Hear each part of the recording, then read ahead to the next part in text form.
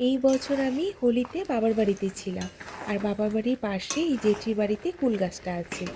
আর এটা দেশি কুল, কিন্তু একদম হালকা টক, ভীষণ মিষ্টি মিষ্টি খেতে। তাই ভাবলাম আচার করে নিই। আর আচারটা খেতে কিন্তু টক ঝাল মিষ্টি দারুণ টেস্ট হয়েছিল। আমরা কিন্তু মেয়েরা কুলের আচার খেতে সবাই ভীষণ ভালোবাসি। আর বলো, এই কুলের আচারটা দেখে তোমাদেরও নিশ্চয়ই জিভে জল চলে আসছে। আচ্ছা চলো, তোমাদের সাথে এখন বলছি কিভাবে আমি আচারটা তৈরি করলাম। প্রথমে কুলগুলো ভালো করে জল দিয়ে ধুয়ে নেবে। এবার কুলের মাথাগুলো একটু করে ফাটিয়ে দেবে। তারপরে সামান্য নুন দিয়ে কুলগুলো মেখে একদিনের জন্য রোদ দেবে। এখানে আমি 1.5 কেজির মতো কুল ইউজ করেছি, তাই 10টা শুকনো লঙ্কা নিয়েছি। একটা শুকনো কড়াইতে 10টা শুকনো লঙ্কা টেলে নেবে।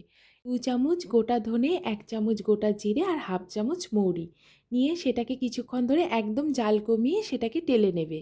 কিছুক্ষণ পর দেখবে মশলাটা থেকে একটা খুব সুন্দর ভাজা গন্ধ বেরিয়েছে, তখন বুঝবে হয়ে গেছে। সেটাকে ঠান্ডা করে আমি মিক্সি মেশিনে সেটাকে গুঁড়ো করে নিয়েছি। এবার সেই কড়াইতে 1 কাপ জল দেবে। দিয়ে যখন জলটা ফুটে আসবে, আমি এখানে গুড় ইউজ করেছি, প্রায় 900 গ্রাম গুড়।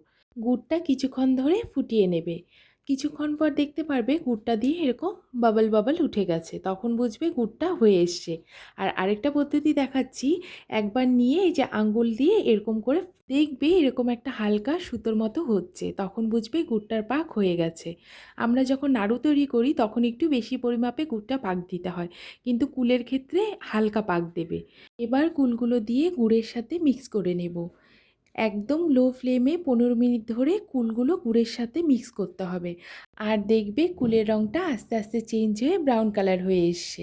আর গুড়টাও শুকিয়ে গিয়ে কুলের সাথে একটা মাখো মাখো ব্যাপার এসছে। গুড়টা কিন্তু একদম শুকনো যাবে না, হালকা লিকুইড রাখতে হবে, যাতে ঠান্ডা হলে কুলের সাথে সেটা অ্যাডজাস্ট হয়ে যায়। এবার যে মশলার পাউডারটা তৈরি করেছি, শুকনো লঙ্কা, গোটা ধনে, গোটা জিরে আর মৌরির, সেই পাউডারটা দিয়ে 2 মিনিট নাড়াচাড়া করে নামিয়ে নিলেই তৈরি হয়ে যাবে আমাদের লোভনীয় স্বাদের কুলের আচার। তোমরা কিন্তু একটা জিনিস লক্ষ্য করবে, আমি আচারটা তৈরি করার সময় কোনো তেল ইউজ করিনি, আর তেলে ফোড়ন দিয়েও কিন্তু আচারটা বানাইনি।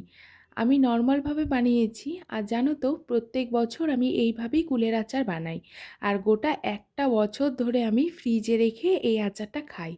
কোনো নষ্ট হয় না বা কোনো কিছু অসুবিধেও হয় না।